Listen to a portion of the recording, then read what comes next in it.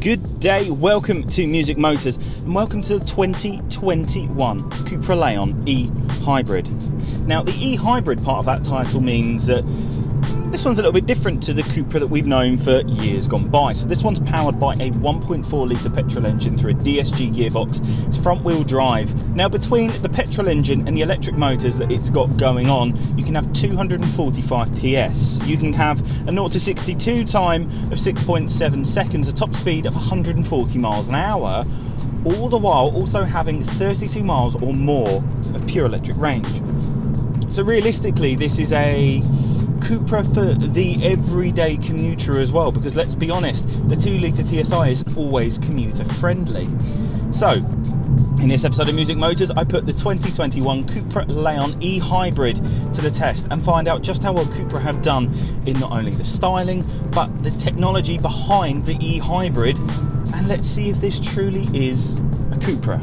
Now outside it's been quite a significant update, as all in the Volkswagen Audi group have had recently. Let's be honest, the Golf has had a huge update, as has the S3. So using that sort of platform, Cupra decided to change it up as well. And for me, it's quite significant, but very nice at the same time. So aesthetically outside, this one's finishing graphene grey, an optional colour, but a pretty cool, pretty epic colour. That front end is now very sharp and very sleek, good amount of grille usage, and the headlight clusters do look very, very cool. This one, from a side profile point of view, 19-inch diamond cut alloys, which do look pretty cool. However, it is just kind of the edges that are diamond cut, so by all merit, well, they're going to be pothole prone, but let's just hope you don't catch any potholes. Now the side is pretty sleek and sweeping. It does have nice bulges where it needs to be, but equally does look very, very sleek. It's a very sporty looking side aesthetic. Get to the back end and that's where it gets very cool for me. I mean, from that immediate point of view of one giant light cluster, obviously this one has like dynamic lights going on, so the indicators kind of sweep along as well, but the back end is very nicely proportioned, very well put together. And on the back end, this is kind of the turning point. This is how you can tell what it is. This one has just 2 tailpipes, which tells you it's the 1.4 litre E-Hybrid, if you didn't know by looking at it and seeing the extra door on the side.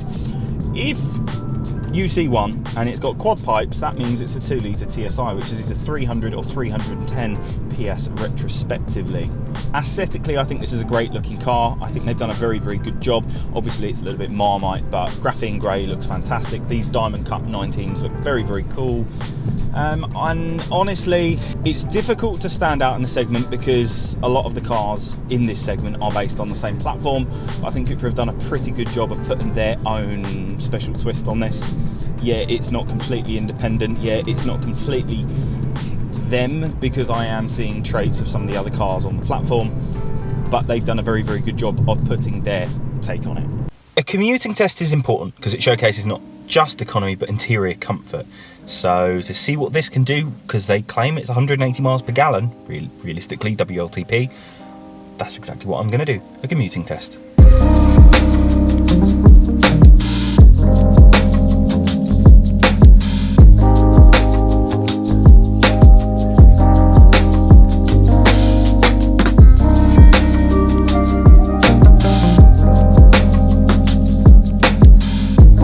So economy-wise, a rather surprising 230 miles per gallon, considering the fact that Cupra themselves say 180 is the WLTP, and I guess really it is reliant on charge. At points it was saying 300 miles to the gallon, but then since the engine cut in, obviously it went down a bit. So if you can charge this, the economy is absolutely fantastic around town. Brilliant commuter car, because it's very comfortable, it's very sedate, it's very smooth, the sound quality is great, and visibility is pretty fantastic. But all of that will be undone if the economy is rubbish, if you're not able to plug it in. So just something to consider. Step inside and that's where Cupra have made some very significant updates that I'm so happy to see.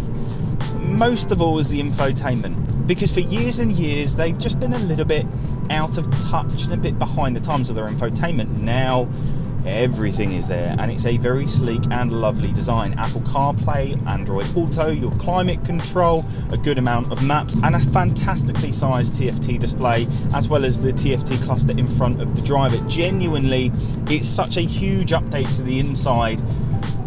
It's like night and day in comparison to the old one, but my criticism immediately then stems from everything is done on the infotainment. This is a very minimalist interior, which by no means is a bad thing, but at the same point can get very annoying when you just want to change a little intricate option like turning the aircon on and off. You've got to go through a million options, and as with everything in the Volkswagen Audi group, if you want to turn off any of the driving assists, there's a million options to go through to get to it, and then the second you turn the car off and on again, it reverts back to where it was. From the driver's seat, the seat is very, very comfortable and pretty holding. Whilst these aren't heated, to be fair, I've had this when it's been pretty cold, and they've done a very, very good job of keeping me the right temperature. Heated steering wheel, well, that's an essential that I think everybody should have, but this one actually gets so hot that you end up turning it off pretty quickly. Visibility, very good. Headroom, remarkably good. The only issue you'll have is these have quite a lip on the side bolster, so you can sometimes struggle to get out of it if you've parked awkwardly up to a curb, but that's about it. Rear legroom, rear headroom, pretty decent. I mean, genuinely, the amount of room you've got back there means it is perfect for family, and then it also has ISOFIX. The boot space is that as you would expect of anything that's based on this platform. It's pretty good. It's not astronomical, but it will take all of your daily essentials, your weekly essentials, and could probably take you on a weekend away very, very easily. Interior sound quality, quiet. The sound system as well, and I cannot stress this enough, don't spend on an optional system, because Volkswagen Audi Group have such a fantastic standard system. Unless you're going to spend thousands, and I do literally mean thousands on their upgrade systems, the standard systems are just fine, and they actually give you enough frequency control to really like hone in the sound that you want. All the technology is at your fingertips within reason, aside from when you have to go through the display, and then sometimes it can be a little bit of a faff. Otherwise, everything's there. The design's very minimalist, very, very nice, and there are lovely touches of, yeah, let's be honest, there's plastic everywhere. But it's been made to look nicer, like a brushed steel going on here, kind of a hatched plastic going on up here. It's plastic but made to look different, and the result is a very cool looking interior that's not only very practical but probably very hard wearing. Time to talk a bit of motorway economy. I have no idea what this is going to get. The WLTP rating of this test doesn't even really exist. So this is going to be a first test driving in hybrid mode, so not full EV mode, because that's an unfair advantage. Although the 32 miles is relatively obtainable when it comes to motorway driving, realistically you're going to be driving it in hybrid mode to make that 32 miles last considerably longer, and as a result, what does a combined total end up being?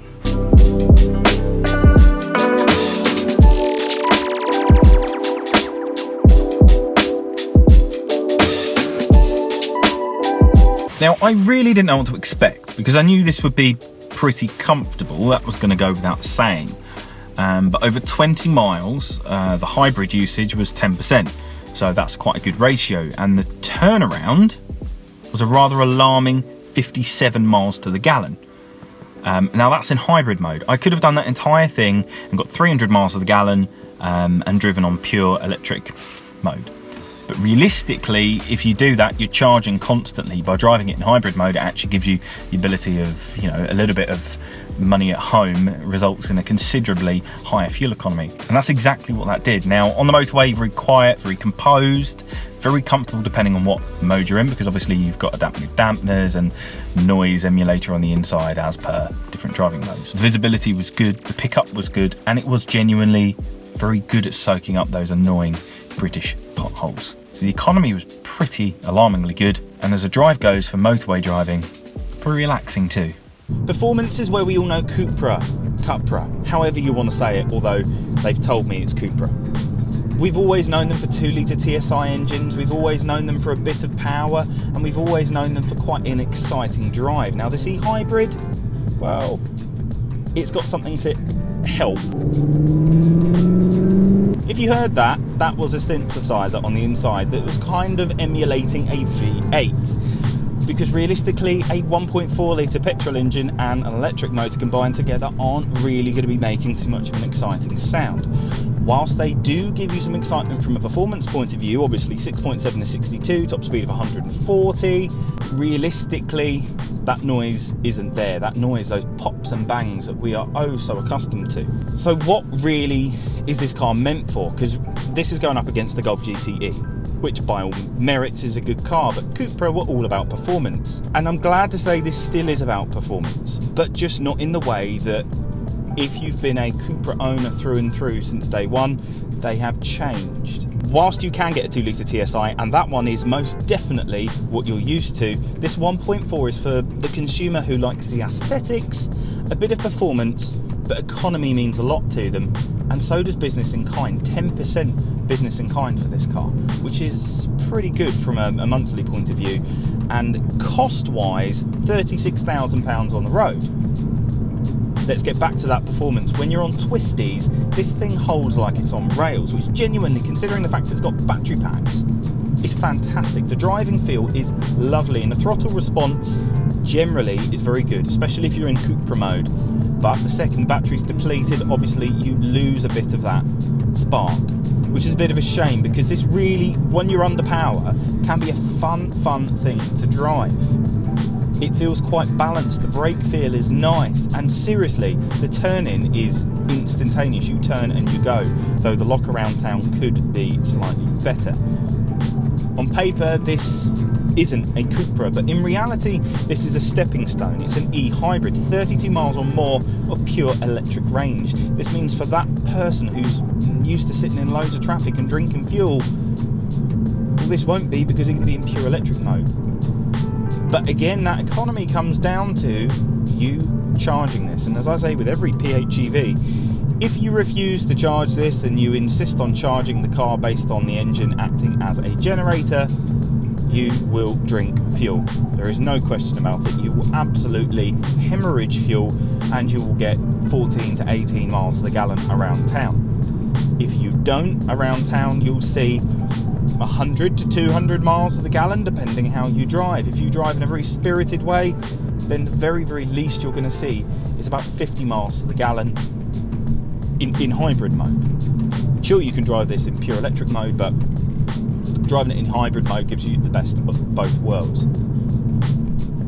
So outside, Cupra have updated this Leon, and it looks really cool, really sporty, lovely features, lovely touches to let people know that it's more than just a normal Leon. The inside has had the biggest update that I could have ever asked them to do, but at times can be slightly too minimalist. Not a terrible thing, something you definitely adjust to, but bear in mind it's very minimalist, and buttons are disappearing. Everything's going for that kind of one display, much like Tesla have been pushing for years and years. And the performance, and this is crucial, this isn't for the die-hard Cupra driver.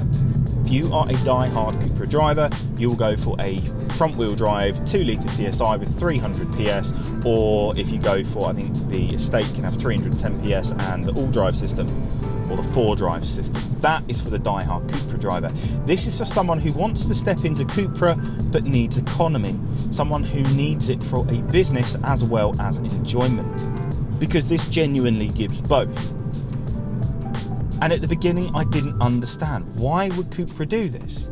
This isn't a car which speaks for their demographic.